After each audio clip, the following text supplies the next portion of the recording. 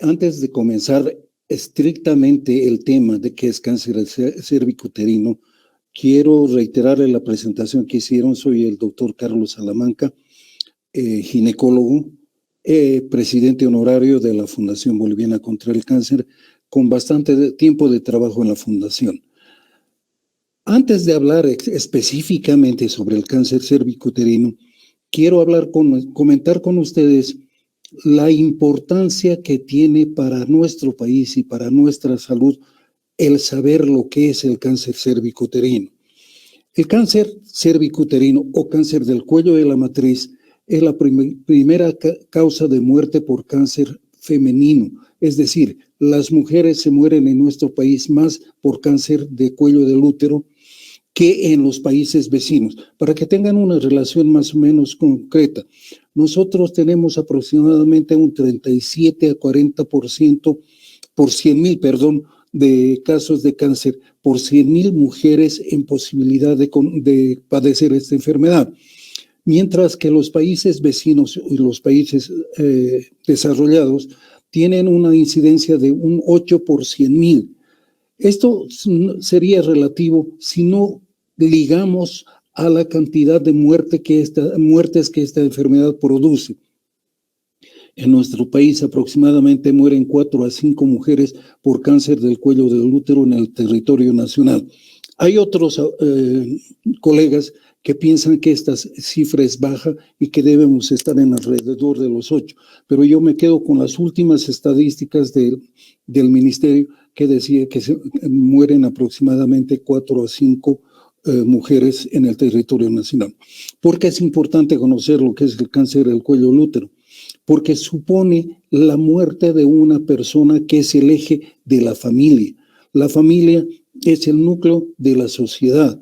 Al morir una mujer por cáncer del cuello del útero, deja en la orfandad a un número determinado de hijos, a un esposo, y generalmente pocos son los padres que pueden sacar adelante a sus hijos como lo hacen las mujeres cuando falta el esposo. Por lo tanto, es importante saber que afecta profundamente a la sociedad a través de alterar el funcionamiento normal de una familia. Dicho esto, vamos a pasar a hablar ya específicamente sobre lo que es el cáncer del cuello del útero. Primero definamos qué es el cáncer. Para que todos podamos vivir, cuando nacemos con un determinado número de células que con el transcurso del tiempo se van repitiendo para permitirnos vivir. Es lo que se llama la división celular normal, que permite la renovación de los tejidos del organismo. Esta división se hace dentro de parámetros normales de orden, disciplina y necesidades. Ahora, ¿qué es el cáncer? Es la división anormal de las células de algún tejido del cuerpo humano que se hace en forma discrecional, si ustedes quieren, y esto constituye el cáncer, o sea, la división anormal de las células de algún tejido del organismo. ¿Por qué digo algún tejido del organismo? Porque puede haber cáncer de pulmón, cáncer de ojo, cáncer de lengua, cáncer de útero, que es el que nos toca actualmente. Ahora bien, el cáncer que más afecta a las mujeres, como les decía, es el cáncer del cuello del útero. A los hombres es el cáncer de próstata, que es uno de los cánceres, digamos, responsable de la mayor cantidad de muertes, tanto en los hombres como en las mujeres. ¿Cuáles son las causas o los factores de riesgo para el cáncer para la presentación del cáncer del cuello del útero? Primero, el inicio de relaciones tempranas, de relaciones sexuales tempranas. ¿Qué quiere decir esto? Que niñas de 14, 15 años están empezando a tener relaciones sexuales con el consiguiente peligro que esto acarrea para ellas de la posibilidad del contagio de algunas enfermedades de transmisión sexual. Y específicamente una que es el virus del papiloma humano, causada por un virus, como su nombre lo indica, y que es responsable de entre el 85 y el 90% de los casos de cáncer del cuello del útero. También el hecho de tener múltiples parejas sexuales expone a la mujer a la mayor posibilidad de contagio de enfermedades de transmisión sexual. Otro factor importante es el hecho de que el cáncer se presenta en mujeres que ya tienen varios hijos, 3, 4 hijos.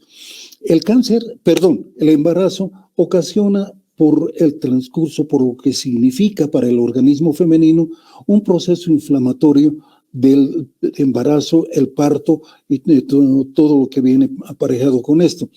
Este proceso inflamatorio, si no es tratado oportunamente, condiciona una inflamación crónica con cambios celulares que a la larga pueden llevar al cáncer. Las infecciones vaginales, existen las más corrientes que son la gonorrea, la sífilis, etcétera, pero fundamentalmente son las infecciones de tipo viral las que nos interesan porque son las más susceptibles de provocar cáncer. El virus del herpes, el virus del papiloma, de los cuales vamos a hablar posteriormente.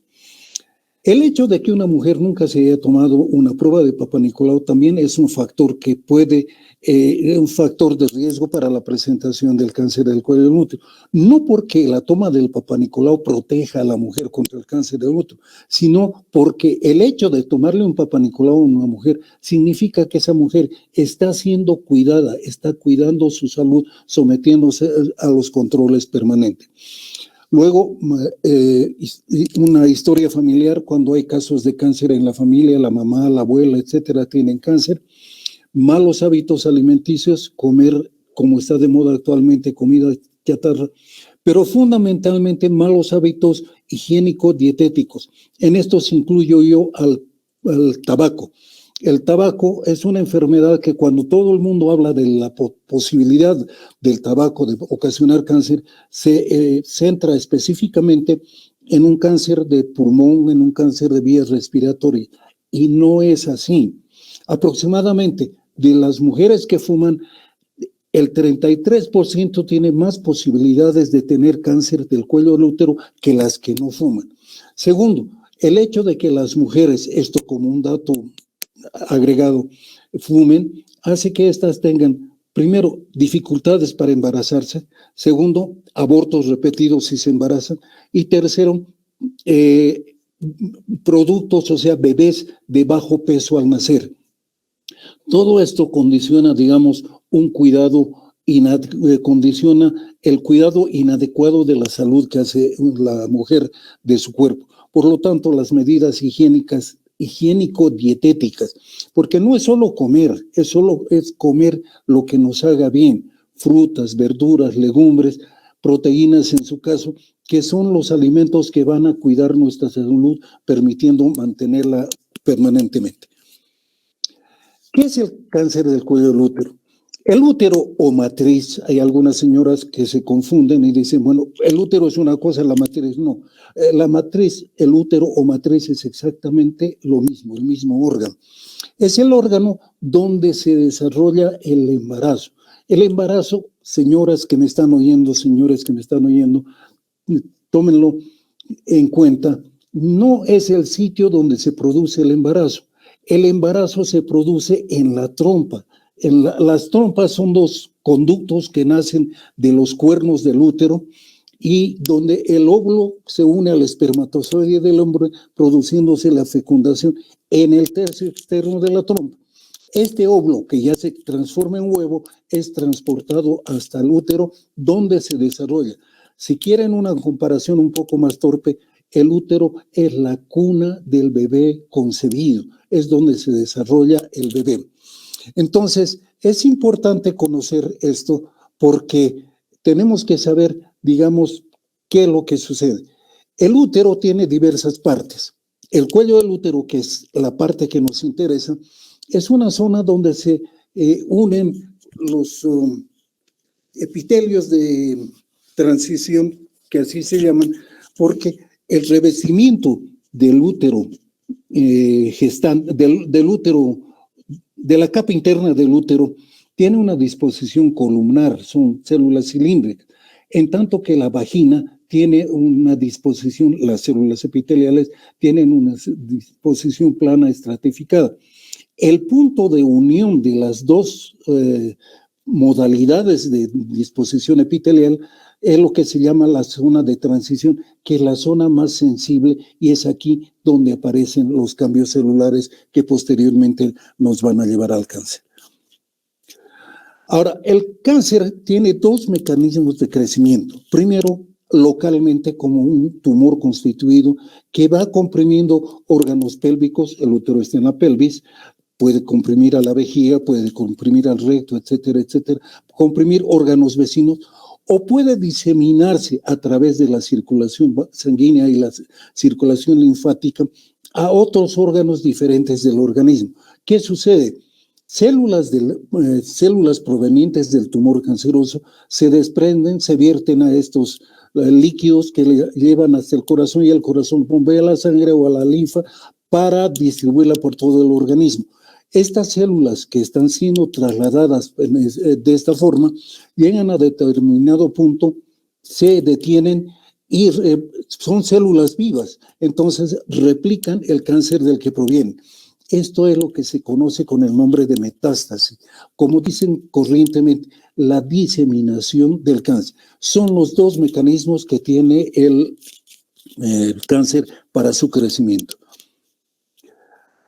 Si ustedes observan bien esta placa, si la están viendo, ven ustedes un útero gestante.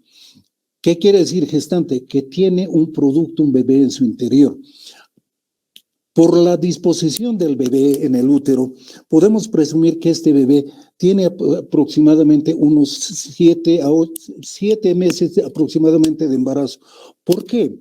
Porque la posición normal del producto dentro del útero en los primeros meses es con la cabecita arriba. Si ustedes observan esta lámina, ven que la cabecita está para abajo, por lo tanto podemos inferir que este útero es un útero gestante de aproximadamente 7 meses. Pero ¿qué es lo que nos interesa si estamos hablando del cáncer del cuello del útero? Ustedes ven en la parte inferior, por debajo de la cabecita del bebé, ven un coliflor que está saliendo del útero, del cuello del útero. Ese coliflor que ustedes ven es lo que se llama el cáncer del cuello del útero. Entonces, es para mostrar esta placa objetivamente en la forma de crecimiento del útero en forma local. ¿Cuáles son las medidas preventivas? Como lo hemos dicho, el inicio de las relaciones sexuales tempranas y frecuentes es un factor de riesgo. Por tanto, un factor de prevención sería retardar el inicio de relaciones sexuales de las mujeres a través del tiempo, para evitar que sufran contagios, pudiendo hacerlo, digamos, con mayor, no libertad, sino con menor riesgo para su salud a partir de los 18 años. Pero hay algo que es muy importante, y en estos días está muy de moda hablar de eso, es la educación sexual. Pero la educación sexual no solamente concebida como la prevención de los embarazos no deseados, sino también como la protección contra las enfermedades de transmisión sexual, hacer que el hombre no contagie a la mujer y la mujer no contagie al hombre. Una de las medidas más adecuadas para esto es el uso del preservativo, que cumple las dos funciones. Al tener relaciones sexuales, y sobre todo múltiples relaciones sexuales, la mujer se expone al contagio con enfermedades de transmisión sexual, que antes se llamaban enfermedades venéreas, pero que actualmente reciben, les repito, el nombre de enfermedades de transmisión sexual, dentro de las cuales la más importante es la infección por el virus del papiloma, que les reitero, tiene una importancia en la producción de aproximadamente el 85 a 90% de los casos de cáncer del cuello del útero. Luego tenemos efectuar una adecuada planificación familiar, no porque el hecho de usar una té de cobre, usar pastillas anticonceptivas, etcétera, la protejan contra el cáncer de cuello del útero, no, sino que porque al estar llevando adelante una medida de prevención en planificación familiar, supone que esa mujer está siendo controlada por un médico ginecólogo que lógicamente, si es consciente, hará todo lo necesario para cuidar la salud de la mujer. Por eso la importancia, no porque la planificación familiar como tal contribuya a la prevención del cáncer del cuello del útero, sino porque esa mujer está siendo adecuadamente controlada. Adecuados hábitos higiénicos nutritivos. En esto es importante la buena alimentación, las frutas, verduras, legumbres, proteínas en caso necesario, etc. Control periódico del Papa Nicolau. Esto vamos a hablarlo un poquito más en extenso, un poco más adelante. Y la buena alimentación. ¿Nada más? Bueno, puedo hacer una acotación simplemente. Es lo siguiente. El Papa Nicolau es una prueba muy sencillita que hacerla en el consultorio toma aproximadamente 2 minutos. Se manda al laboratorio y el resultado lo tenemos en 24 o 48 horas. ¿Qué es el Papa Nicolau? Para que entremos en contexto y sepamos qué es. Ustedes saben que la célula más grande que hay en el mundo es el huevo. El huevo tiene 2 partes fundamentales, macroscópicamente, o sea, a simple vista, la clara y la yema. En medicina se llaman la clara protoplasma y la yema el núcleo. Entre estas 2 formaciones existe una relación permanente y constante. Cuando esta relación se mantiene, no existe ningún problema. El Papa Nicolau, ¿qué nos muestra? Los cambios celulares, sobre todo del núcleo de la célula, que va haciéndose más teñido, más grande, va aumentando de tamaño, y esto se traduce los cambios celulares que pueden llevar a la mujer al cáncer del cuello del útero. Por eso es importante que se sepa que el cáncer es una enfermedad que puede ser prevenida, el cáncer del cuello del útero, a través de esta medida que es el Papa Nicolau. Ojo, no quiero decirles que el Papa Nicolau diagnostica cáncer. Lo que diagnostica el Papa Nicolau son las alteraciones celulares que con el transcurso del tiempo pueden dar lugar a la presentación del cáncer, pero permiten a los médicos que están tratando a esa mujer atenderla oportunamente con las medidas necesarias para impedir que esta enfermedad se presente.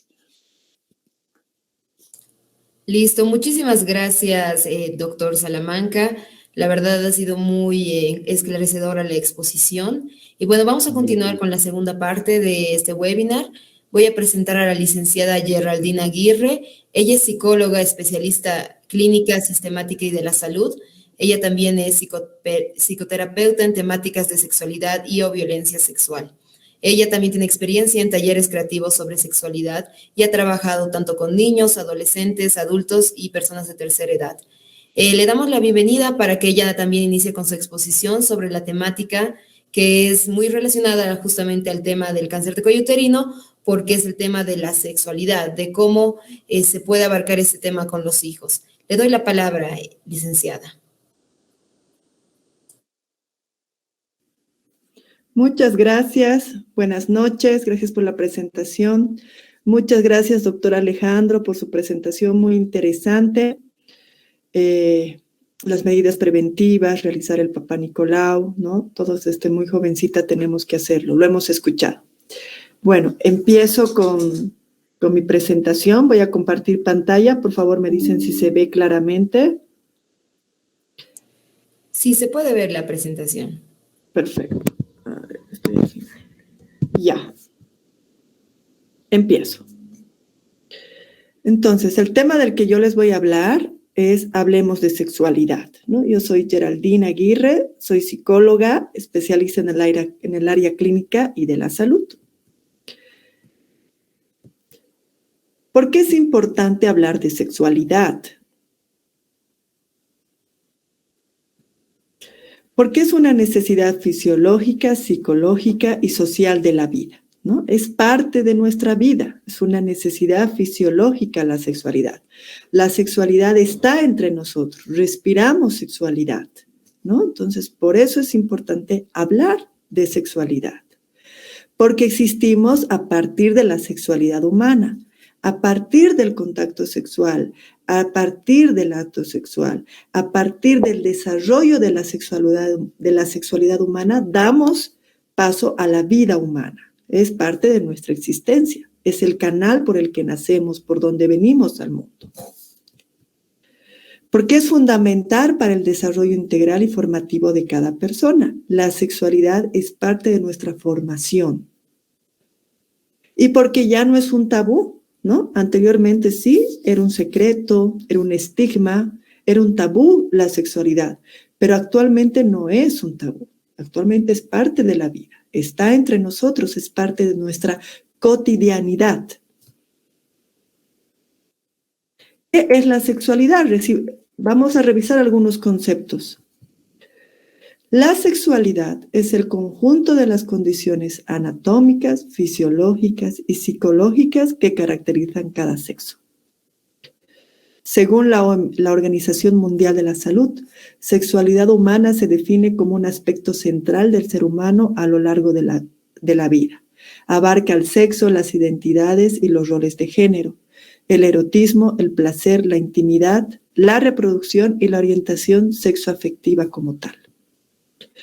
La salud sexual es un estado del bienestar físico y mental, así como social, en relación con la sexualidad. Requiere un enfoque positivo y respetuoso de la sexualidad y de las relaciones sexuales, así como la posibilidad de tener experiencias sexuales placenteras y seguras, libres de toda coacción, discriminación y violencia. ¿Dónde empieza la sexualidad? Esta es una pregunta importante que tenemos que pensar todos. ¿Dónde empieza la sexualidad? ¿En qué momento empieza la sexualidad? Obviamente la sexualidad empieza en casa. No puede empezar afuera. Imposible que empiece afuera. ¿Por qué? Ahora les explico. La sexualidad empieza desde que nacemos, desde que nos están cambiando los pañales, la mamá o el papá, la abuelita o el tutor responsable a cargo de nuestro cuidado. La manera en que nos cambian el pañal influye en el desarrollo de nuestra sexualidad. Y va a influir no solo en el desarrollo de nuestra sexualidad, sino va a influir en el concepto que tengamos de nuestro cuerpo como tal. Porque desde que nacemos vamos conociendo, vamos descubriendo nuestro cuerpo. Y es así como vamos construyendo nuestro esquema corporal. Entonces, si nos van a cambiar el pañal con amor, con cuidado, con respeto, con atención oportuna, es el concepto que vamos a tener de nuestro cuerpo. Pero si nos van a cambiar el pañal con desprecio, con asco, utilizando palabras grotescas o despectivas, es el concepto que vamos a tener en nuestro cuerpo. Entonces, la sexualidad empieza desde que nos están cambiando el pañal. Posteriormente nos enseñan a ir al baño, a hacer pipí y popó en una basinica para posteriormente pasar al baño, tanto a los pequeños como a las pequeñas.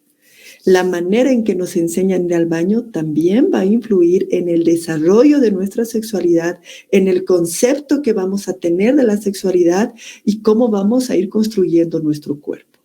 Luego nos van enseñando cada parte de nuestro cuerpo para que nosotros conozcamos nuestro cuerpo y podamos armar nuestro esquema corporal.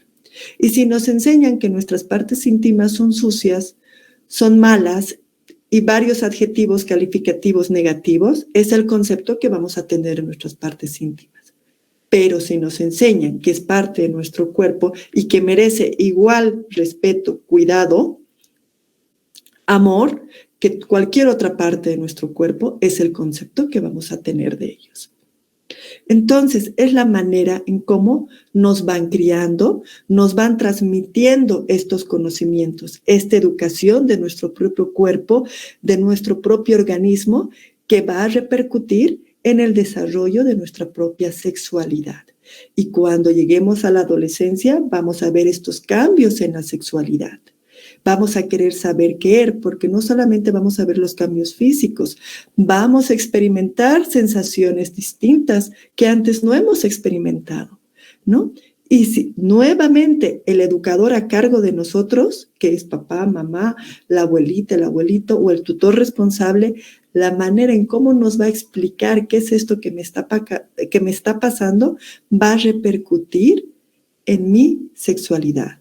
en cómo yo voy a vivir mi sexualidad, cómo yo voy a compartir mi sexualidad y cuál es el cuidado que yo voy a tener a mi cuerpo. Ojo, entonces la sexualidad empieza en casa.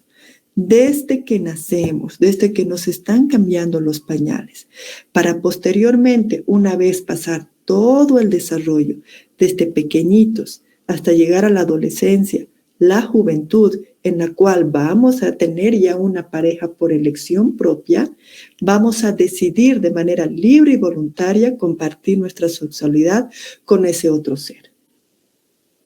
Y si nos han enseñado amor, respeto, cuidado, tolerancia, es el mismo trato que nosotros vamos a dar al otro ser. Y es la manera en la que vamos a poder experimentar, vivenciar nuestra sexualidad, lo cual nos va a dar una infinita fuente de placer y sensaciones positivas que nos van a ayudar a tener experiencias realmente alucinantes de la sexualidad, que va a hacer que nuestro desarrollo sexual como seres humanos sea saludable, sea sano para el bienestar propio de cada uno, para nuestra salud física y mental.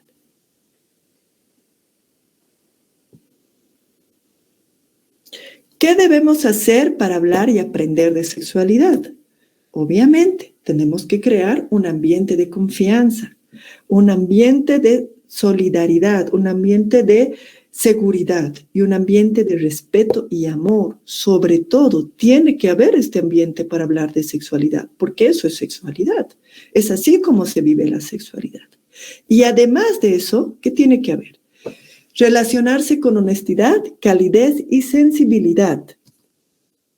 Preocuparse por conocer las inquietudes, preguntas, creencias y necesidades de aprendizaje de nuestros hijos con respecto a la sexualidad. ¿Qué quieres saber de la sexualidad?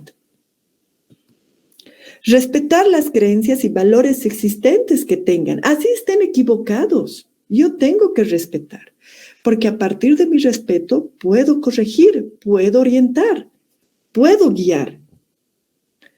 Tomar una actitud respetuosa en todo momento, incluso cuando haya distintas apreciaciones sobre algún tema.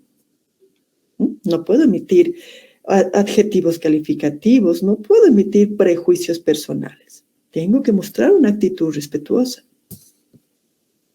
Construir conocimientos basados en la realidad sexual y productiva de su entorno. Construir conocimientos sobre aspectos biológicos, psicológicos, sociales de la sexualidad. La sexualidad no solamente es un aspecto biológico, no solamente es un aspecto psicológico, también es social. La sexualidad es parte de nuestra socialización, de nuestras interacciones sociales. Estar siempre dispuestos a aprender y no sentirse amenazados o amenazadas con nuevos conocimientos. ¿Qué quiere decir? Que si yo no sé algo como mamá, papá o tutor responsable, puedo decir no sé qué es eso, ¿qué es eso? A ver, buscaremos en internet o preguntaremos. Puedes no saber. No tienes que saber todo de sexualidad, no tienes que ser un experto en sexualidad, pero dentro de tu conocimiento, dentro de tus experiencias, dentro de lo que tú sabes sobre sexualidad, tienes que transmitirlo con honestidad, con calidez, con empatía, con respeto, con amor, con cuidado, porque estás hablando con una persona en formación. Eso es lo que tienes que cuidar. Entonces, aprendamos qué es una relación sexual. La relación sexual es el resultado de la interacción de factores biológicos, psicológicos, socioeconómicos, culturales, éticos y religiosos o espirituales. Es esta relación, todo se mezcla en la relación sexual. Una relación sexual empieza desde la mirada, desde que nos tomamos de la mano y empanadeamos, como decimos aquí. Esto ya es una relación sexual propiamente dicha, ya que hay un intercambio de muchos aspectos. ¿Qué es el sexo? El sexo es el conjunto de características biológicas, físicas, fisiológicas y anatómicas que definen a los seres humanos como hombre y mujer, ¿no? Pero nosotros llamamos sexo al acto sexual, ¿no? Que está mal dicho.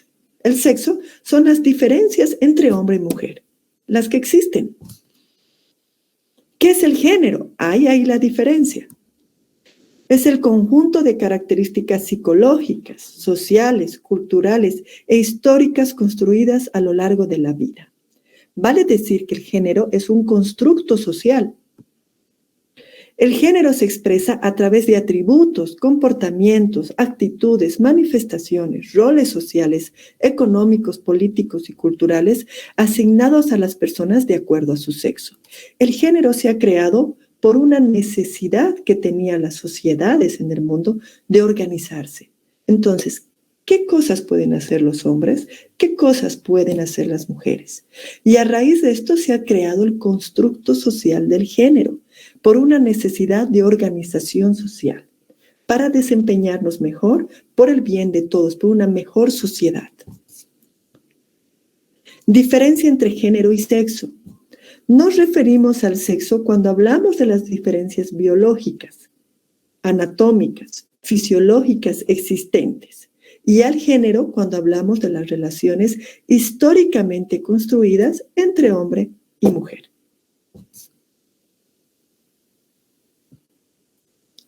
La mejor manera de que podamos hablar de sexualidad es empezando a ver el cuerpo desnudo de manera natural. La mirada del cuerpo desnudo de manera natural va a hacer que la sexualidad sea parte de nuestras vidas, sea algo natural, porque es algo natural de nuestras vidas. Si empezamos a estigmatizar o a poner ideas irracionales, prejuiciosas sobre el cuerpo desnudo como tal, ya estamos poniendo la principal barrera para hablar de sexualidad. Si queremos hablar de sexualidad, tenemos que empezar a ver el cuerpo desnudo como lo que es un cuerpo humano desnudo, con sus diferencias anatómicas en relación a ambos sexos que existen en la humanidad actualmente. Mirarlo de una manera natural, como lo que es un cuerpo desnudo. Esta imagen es muy importante. ¿Qué es lo que vemos aquí? Vemos a este caballero con poca ropa, poniendo aceite o algún aderezo en la ensalada. Luego podemos ver a estas chicas con poca ropa, con una actitud algo sensual, tal vez, ¿no? Haciendo propaganda, no sé, parece de algún helado, de algo. Luego podemos ver a estas chicas guapas en ropa interior pequeña, que también nos parece que nos quieren mostrar algo. Estas tres imágenes es como si nos quieren mostrar algo. ¿Qué es este algo que nos quieren mostrar? Pues prácticamente es que nos quieren vender algo, ¿no? Pero al vendernos este producto, no sé, ya sea la ensalada, el aderezo, el helado o la ropa interior, nos están vendiendo sexo, nos están vendiendo sexualidad, pero de una manera macabra, de una manera que no es adecuada, porque esto se queda en nuestro inconsciente, en nuestro cerebro, y pensamos que esto es sexualidad, ¿no? Esto se entiende por sexualidad hoy en día. Cuerpos perfectos, cuerpos desnudos, audaces, sensuales. Y esto no es sexualidad. Esto es marketing. Esto es venta. Esto no es sexualidad. Esto puede ser todo menos sexualidad, ¿no? Pero es lo que entendemos por sexualidad. Y aquí está la mirada al cuerpo desnudo. Cuando nosotros miramos el cuerpo desnudo, tenemos que ver cuerpos perfectos. No, el cuerpo humano no es perfecto. El cuerpo humano es imperfecto y ahí está la belleza del cuerpo humano, en las imperfecciones que tiene. Esto no son verdaderos cuerpos humanos, no es así el cuerpo humano. Cada cuerpo, cada forma es diferente. Por eso tenemos que mirarlo de una manera natural, dejando de llenarlo de ideas irracionales y prejuicios que van a contaminar la corporalidad humana de cada ser humano. Ahora vamos a ver qué es sexualidad. Vemos aquí algunas imágenes que nos van a hablar de sexualidad. Entonces, recordamos que si hablamos de sexualidad, nos referimos a intimidad, variedad y sobre todo amor, ¿no? Todo esto en el margen del respeto. El respeto es muy importante en cada hogar, no solamente para hablar de sexualidad, sino para todo, para nuestra convivencia humana. Si hay respeto, es más fácil que exista sexualidad sana, amorosa. Esto es la sexualidad. Entonces, cuando hablamos de sexualidad, tenemos que hablar de una sexualidad afectiva humana. ¿Para qué afectiva humana? Justamente para que exista lo que el doctor decía, para que exista una actitud, una responsabilidad, unos valores, unos principios hacia el acto sexual como tal, y no una promiscuidad que nos va a llevar a diferentes consecuencias negativas, sino por el contrario, a que exista una preservación del cuerpo, un cuidado del cuerpo. Y cuando yo tenga la madurez intelectual y mental y física, anatómicamente física adecuada, pueda compartirlo con la persona que yo quiera compartirlo, ¿no? Por eso hablamos de sexualidad afectiva humana. Ahora sí, cuando hablamos de sexualidad, papás y mamás, no podemos olvidar las ITS, ¿no? Que son las infecciones de transmisión sexual o las enfermedades por transmisión sexual. Como bien decía el doctor, son infecciones que se transmiten de una persona a otra a través del contacto sexual. El contacto suele ser puede ser vaginal, oral o anal. Pero a veces pueden transmitirse a través de otro contacto físico íntimo involucrando el pene, vagina, boca o ano. Este se debe a que algunas enfermedades de transmisión sexual como el herpes o el virus del papiloma humano se transmiten por contacto de piel a piel. Otras formas en que las ITS pueden propagarse incluyen durante la lactancia a través de transfusiones de sangre o el compartir agujas. Por eso es importante cuando hablemos de sexualidad, hablar también de la manera en que nos debemos proteger, porque existen estas enfermedades que nos pueden lastimar a la larga y que nos pueden fastidiar. Por eso tenemos que saber el uso del preservativo, de los condones, tanto masculinos como femeninos, ¿no? Y si no saben cómo se usa, pues hay varios, podemos entrar a YouTube y ver un tutorial de cómo se usa y así aprender a enseñar a nuestros hijos, ¿no?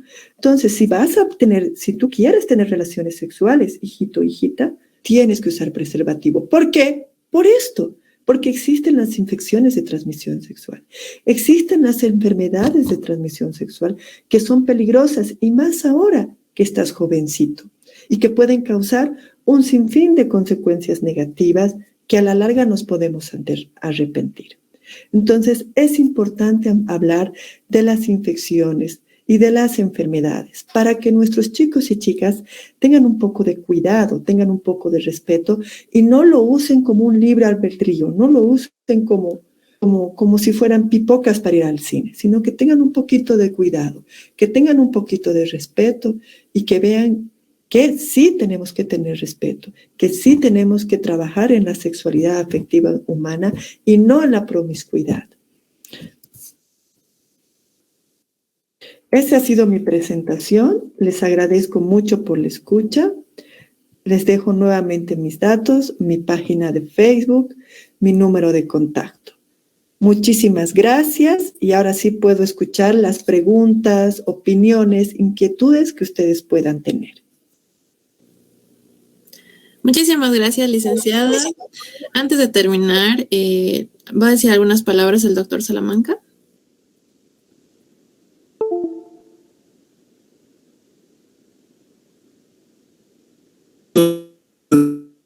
De algo que es muy importante. ¿Cuándo debe comenzar a hacerse un Papá Nicolau a una mujer? ¿Y hasta cuándo se lo debe hacer? ¿Y con qué periodicidad lo debe hacer? Hemos dicho que el inicio de relaciones tempranas ocasiona toda esta serie de trastornos que la doctora también ha aclarado, las dije yo también, y es que el evitar contagios de transmisión, enfermedades de transmisión sexual, implica una práctica de la sexualidad en forma responsable. Por lo tanto, ¿qué significa esto? Que las mujeres deben empezar a hacerse su Papá Nicolau aproximadamente 6 meses después de que inician la relación sexual. Antes se decía que el Papá Nicolau lo debe hacer toda mujer a partir de los 20 años y una vez cada año por un tiempo que vamos a hablar luego. Pero actualmente, les reitero, la mujer se debe empezar a hacer un Papá Nicolau a los 6 meses de que empieza a tener relaciones sexuales. ¿Con qué frecuencia lo debe hacer? Se decía una vez por año.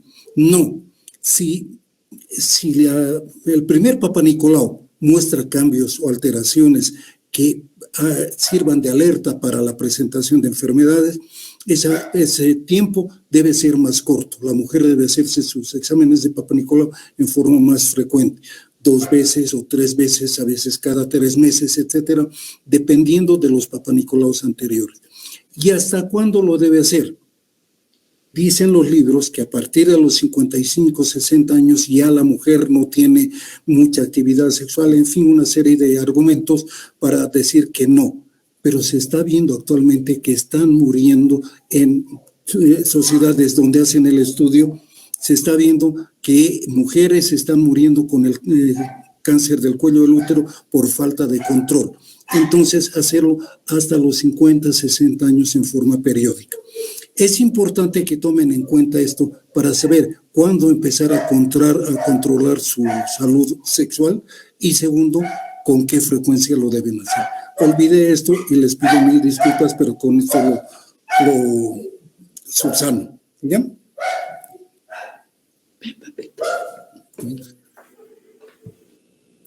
Gracias, doctor. Bueno, ahora para la última acotación, bueno, ahora vamos a pasar por la ronda de preguntas. Pueden levantar su mano o escribir en el chat.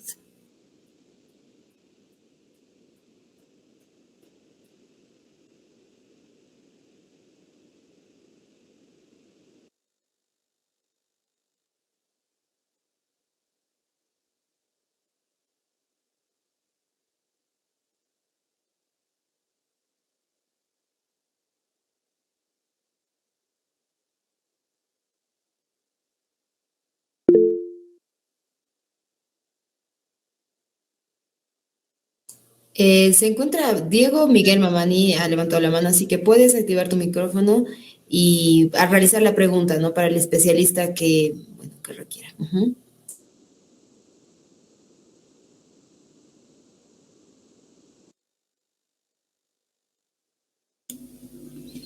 Sí, buenas noches. Bueno, yo soy la mamá de Diego. Quería hacerle una pregunta al doctor. Si había algún tipo de síntomas que se podría ver antes de que haya, digamos, una persona infectada por el papiloma humano o bien porque estaba infectado de algún virus, ¿no? Esa era mi pregunta. ¿Contexto?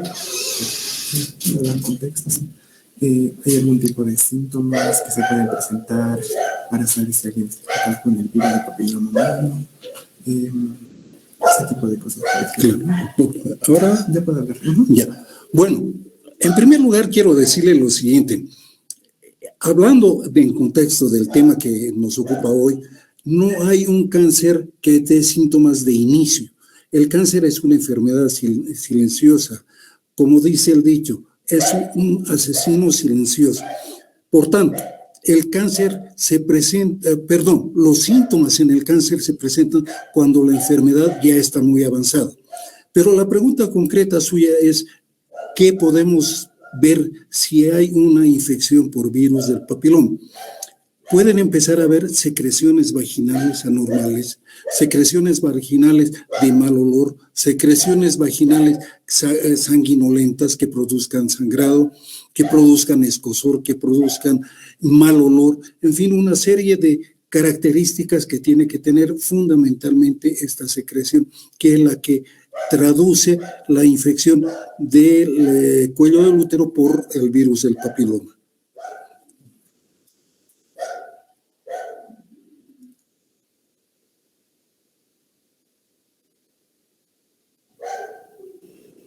Muchísimas gracias, doctor. Vamos a pasar con Anel Yanarico.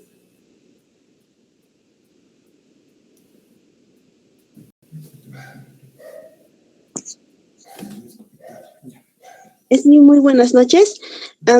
Mi pregunta era si después de tener una relación sexual, al día siguiente tomar pastillas anticonceptivas múltiples veces sin una receta médica, ¿es susceptible a contraer esta enfermedad? Disculpe, ¿podría volver a repetir la pregunta, por favor? Claro. Después de tener una relación sexual, al día siguiente consumir pastillas anticonceptivas múltiples varias veces, ¿es susceptible a transmitir esta enfermedad? No, el tomar pastillas anticonceptivas no protege para la presentación de estas enfermedades. O sea, no protege contra estas enfermedades. Pero hay que hacer una diferenciación. Usted me está hablando de las pastillas anticonceptivas en forma general. Existen dos tipos de pastillas anticonceptivas. Las que la mujer toma periódicamente, una vez cada noche al acostarse, etcétera, por 30 días y así sucesivamente. O las pastillas de emergencia que se llaman.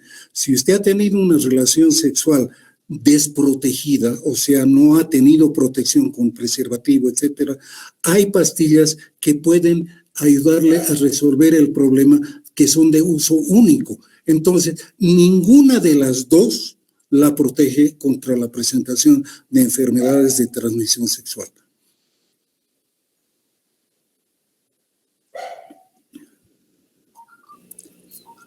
Gracias, doctor. Y por último, Jacqueline Beizaga.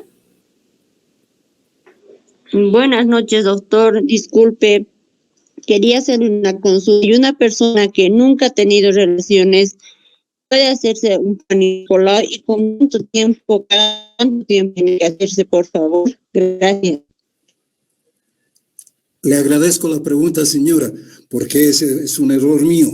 ¿Qué pasa con la mujer que no ha tenido relaciones sexuales? Yo hablé de cuándo debe hacerse una mujer el Papa Nicolau, cuándo debe comenzar, con qué frecuencia debe hacerlo, etcétera.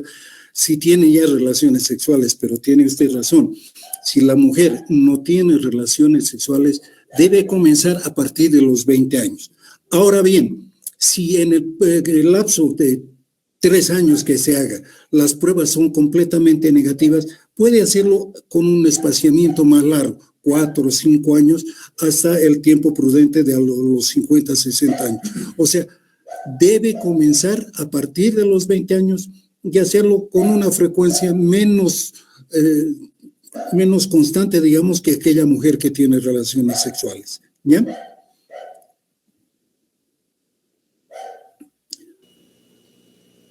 Silvia Cruz. Buenas noches, doctor. Buenas noches a los presentes. Sí, quiero saber si hay una inyección para este virus y a partir de qué edad. Gracias. Ese virus se puede contagiar el momento que tenga relaciones sexuales con una persona que le transmita la infección. ¿Qué le quiero decir?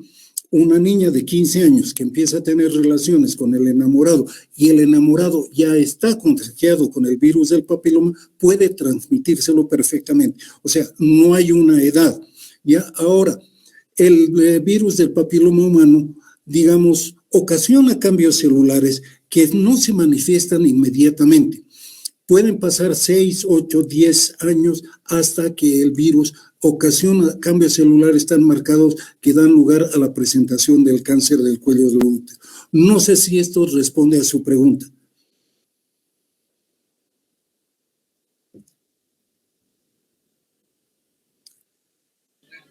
Sí, gracias. Orlando Quispe. Es el tuyo, por si acaso.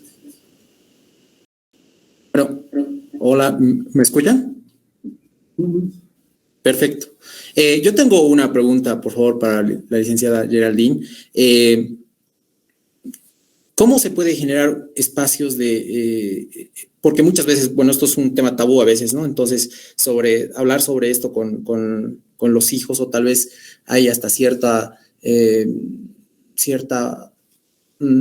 complicación al momento de hablar. Entonces, no es muy fácil hablar sobre sexualidad. Yo igual ahora soy parte del grupo que estamos generando todo esto, pero se me ocurre que cómo pueden hablar ellos, porque a veces, bueno, conversando con ellos mismos, creo que se les hace difícil poder compartir algunas cosas con los padres, pero hay algo que puedan hacer los padres como para generar un espacio de diálogo donde el hijo pueda decir, sin ánimo a que se lo critique, o tal vez hay aspectos negativos, hablar, ser abierto sobre estos temas. Hola, respondo su pregunta, Mario. Bueno, no debería ser difícil para los padres y madres hablar de sexualidad con sus propios hijos. Si ya es difícil, entonces no hay un clima de confianza propiamente dicho, no hay un clima empático en casa. Esto debería hablarse de manera natural, porque en la exposición que yo les he dado estamos diciendo que la sexualidad es parte de nuestras vidas, es algo natural, es parte de nuestra existencia, respiramos sexualidad. Entonces, si existe una dificultad, para empezar tenemos que empezar a trabajar nosotros como adultos en nuestra mirada. Empezar a hacer una mirada natural, no de una mirada de alerta, ni hacer una cara específica, natural, ¿no? Y si los chicos no quieren hablar de esto con sus papás, entonces el que tiene que dar el paso es el adulto responsable, ¿no? Y decirle, a ver, creo que has crecido, creo que estás diferente, ¿cómo te sientes? ¿Te gusta alguien? ¿Te atrae alguien? ¿Quieres hablar de este tema? Mira este libro, me he comprado este libro, mira qué interesante lo que me dice, me ha llamado la atención esto, ¿qué opinas? Puedes compartirle. O, ¿qué tal si vemos esta película juntos? ¿No? Pero, ¿por qué quieres ver esto, papá? Porque es algo que tenemos que hablarlo. Creo que ya estás grande, estás en un momento adecuado y quiero hablarlo contigo. ¿Tú qué dices? Hoy no quiero. Mañana sí, mañana puede ser. Ok. Y mañana le preguntas, dándole el espacio, ¿no? Entonces, tú has hecho el intento, has hecho lo que has podido, dejas un espacio para que el chico o la chica también se acerque. Esa es la manera en que se tiene que hablar, ¿no? Pero antes, como no hay un clima de seguridad, tenemos que trabajar en este clima de seguridad. Hablar de cualquier otros temas, política, que igual tiene que ser en el margen del respeto, tenemos que respetar los criterios de los otros. Religión, en el margen del respeto, ¿ves? Son temas susceptibles, delicados, que pueden paso después hablar de sexualidad, en el margen del respeto. Y puede que hablemos de sexualidad, no necesariamente en la casa mirándonos frente a frente. Puede ser cuando saquemos al perro a pasear, o cuando vamos a tomar un helado, o cuando estamos tomando sol en el jardín, ¿no? Si quieren hablar de sexualidad cuando están almorzando, pueden hacerlo. Ustedes eligen su momento. Pero tiene que ser algo natural, algo bonito, ¿no? Eso es lo que tiene que ser, algo específico. No sé si respondo a tu pregunta. Sí, me quedo con esa frase que usted dice, el adulto responsable, ¿no? O sea, tiene que ser uno responsable de poder dar ese paso. Entonces, y hablar y de qué forma sea de forma natural, que no haya mucho tabú ahí. Entonces, muchas gracias, doctora.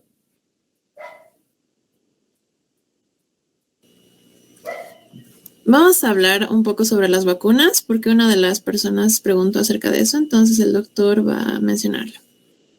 Gracias. Es una llamada de atención para mí porque yo debía haberlo mencionado. Pero existe para la prevención contra el virus del papiloma humano, existe actualmente la vacuna correspondiente, que gracias a Dios está incorporada ya en el país, o sea, el programa ampliado de inmunizaciones del Ministerio de Salud que está dispuesto para atender a la población en general con lo que es inmunizaciones.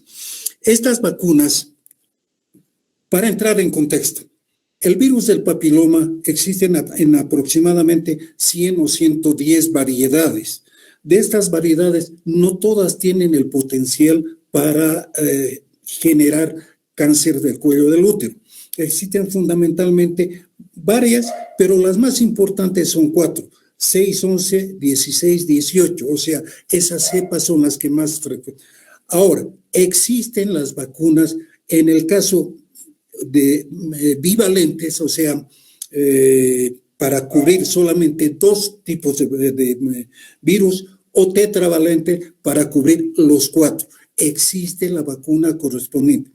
La condición importante para la aplicación de esta vacuna es que la mujer a la que se le administre la vacuna no haya tenido todavía relaciones sexuales que puedan haber hecho que se infecte con el virus del papiloma previamente. ¿Por qué es importante? Porque si la mujer ya está infectada, ya no hay posibilidad de acción de la vacuna, ¿me entienden? Entonces, les reitero, el uso de la vacuna es imperativo si queremos prevenir el caso del cáncer del cuello del útero en ese 85 a 90% que hemos dicho que es originado por el virus del papiloma.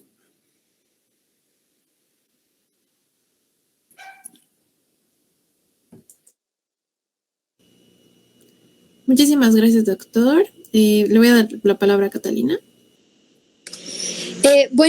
Acabo de ver que hay una pregunta en el chat que es para el doctor. La pregunta es, ¿qué es la displasia cervical y cómo se puede tratar? Por lo visto es una persona que tiene más conocimiento de esto. Displasia se llama a la alteración celular que se presenta en la célula de cualquier organismo, de cualquier parte de cualquier órgano del cuerpo humano. Displasia significa alteración, alteración celular. Esos casos de displasia se van a hacer más y más progresivos hasta llegar al cáncer. La displasia, dentro de la terminología está, calificada por diversos grados. Antes se hablaba de Papa Nicolau 1, 2, 3, 4, 5. Actualmente se habla de NIC 1, NIC 2, NIC 3, que significa neoplasia intracelular 1, 2, 3. Todos estos grados son manifestaciones de la displasia, o sea, del cambio de la estructura normal de la célula en su relación núcleo-protoplasma. Ahora bien, estos cambios, para eso sirve la prueba del Papa Nicolau. Deben ser detectados a tiempo, deben ser tratados adecuadamente a tiempo para evitar llegar al cáncer del cuello del útero. No sé si con eso respondo la pregunta o si quieren una aclaración más.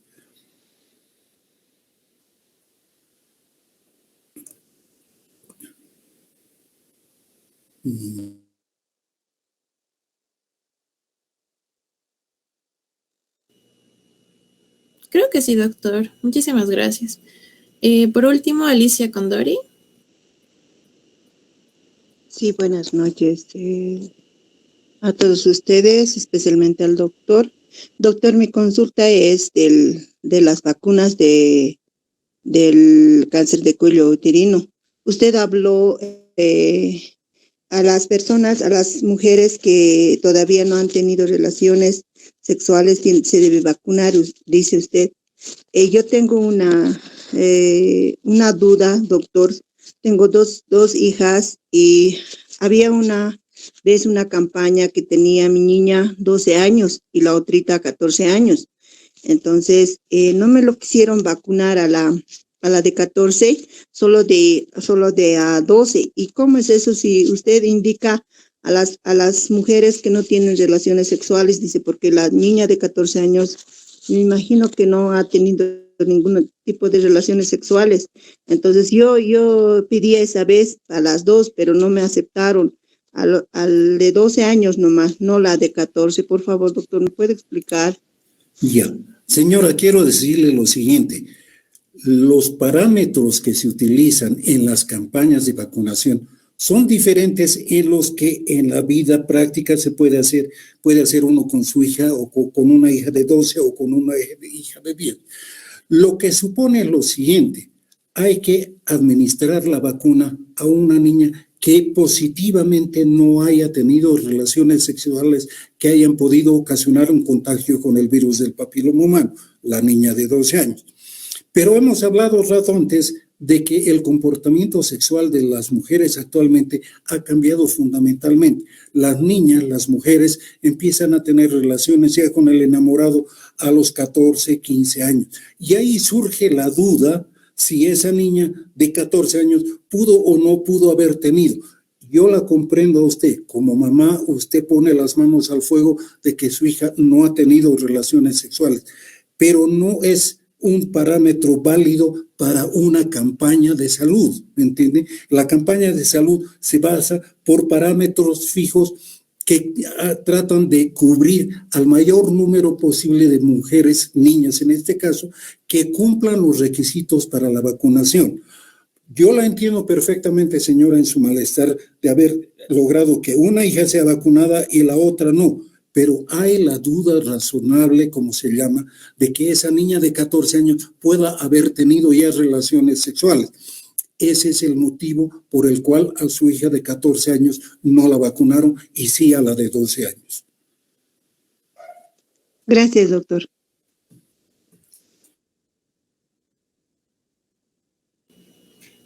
Muchísimas gracias a ambos especialistas por las dos charlas. Y bueno, les hago recuerdo que llenen el formulario que está en el chat, por favor, para la asistencia. Y también van a pasar un segundo formulario. Hay una última pregunta, perdón, de Jimena Suárez. Buenas noches. Tengo una duda. Mayormente tenía una amiga que nos recomendaba, háganse, para que estén todas sanas, hacerse extirpar la matriz. Ya, eso es mejor, decía. Bueno, es una pregunta con el doctor, si es bueno o no, una. Otra, si es que ya te han extirpado tu matriz, tendrías que hacer Papá Nicolaos y consultar al doctor. Todas esas cosas, por favor, gracias. Serían 2 preguntas. La primera pregunta. No porque usted piense que le va a dar cáncer en la nariz, se va a hacer extirpar la nariz. Hay que hacer los cuidados necesarios, las pruebas necesarias para saber si una persona tiene cáncer del cuello del útero o no. Ahora, si la mujer tiene cáncer del cuello del útero en su etapa inicial, no supone absolutamente que se le debe sacar la matriz a la mujer. Se puede tratar con criocauterio, o sea, quemar el cuello del útero en etapas iniciales, le hablo, quemar el cuello del útero, ya sea por frío, ya sea por calor, extirpar solamente el cuello del útero, todo eso, para eliminar esa lesión que puede transcurrir posteriormente a casos más severos de cáncer. Segunda pregunta, si a una mujer le han sacado la matriz, ¿se debe seguir haciendo Papá Nicolaos o no? Hay 2 tipos en los cuales le pueden sacar la matriz. La histerectomía, que así se llama la extirpación del útero, la histerectomía total y la histerectomía subtotal. La histerectomía total es sacarle todo el útero, el cuello incluido y todo el útero, extirpar todo completamente. Y la subtotal, que se hace en determinadas circunstancias, que el acto operatorio se complica, determinadas circunstancias que no permiten, por la urgencia del momento, sacarle el cuello del útero. Si usted tiene, o la mujer tiene una histerectomía total, que le han sacado el cuello del útero, ya no hay cuello del útero en el cual se pueda presentar un cáncer del cuello del útero. Por lo tanto, esa mujer no necesita hacerse un Papá Nicolau del cuello del útero, ¿ya? Segundo caso, si la mujer ha sido operada de una histerectomía subtotal, que se llama, o sea, le han dejado el cuello del útero, esa mujer debe seguir haciéndose de forma ordenada y periódica los Papá Nicolaos, porque todavía queda presente el cuello del útero. No sé si respondo a su pregunta. Sí, muchísimas gracias. Y por último, ahora sí, Catalina Rivero. Bueno, para complementar la pregunta de Alicia, ¿no? Que estaba preocupada porque no la vacunaban a su hija de 14 años. Obviamente hay algunas chicas, supongo que ahora han perdido la oportunidad de hacerse vacunar, ¿no? Algunas no, sin conocimiento a la edad de 12 años que existía esta vacuna, ¿verdad? Entonces, ¿cuáles son, digamos, los consejos que usted, doctor, puede dar para ayudar con la prevención de esto? O sea, para las chicas que no se han podido hacer eso, o sea, sin tomar en cuenta la vacuna, ¿qué se puede decir para más o menos consolar y aminorar la probabilidad de que esto suceda? Básicamente, tener relaciones sexuales de forma responsable. Ya lo dijo bien la doctora, lo repito yo también, el uso del preservativo, que hay preservativo femenino, preservativo masculino. No solamente, reitero, no solamente esto es con la finalidad de evitar embarazos no deseados, sino de cuidar la salud sexual del hombre o de la mujer, básicamente. Entonces, cuidar eso. Segundo, si es una mujer que no ha tenido relaciones, etcétera, con el transcurso del tiempo, le hablo a partir de los 20 años, algo así, se puede hacer ya el Papa Nicolau. En ese Papa Nicolau pueden detectarse ya, y existen pruebas especiales destinadas a la investigación de la presencia del virus del papiloma en la prueba que se le tome. Entonces, se pueden hacer esas pruebas para saber si la mujer está infectada o no. Si está infectada, el tratamiento correspondiente. Si no está infectada, se puede utilizar la vacuna. ¿Bien? Muchas gracias, doctor. Hay una pregunta en el chat. Dice, doctor, después de recibir la vacuna, ¿se tiene que tener una segunda dosis? Es un esquema. Cuando se comenzó, se ponía la primera dosis, ahora 6 meses después la siguiente y después una dosis de refuerzo.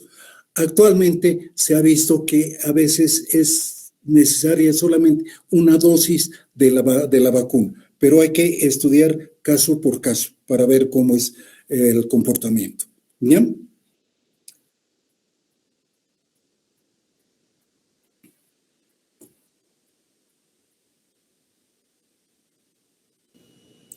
Muchísimas gracias por todo a los dos especialistas.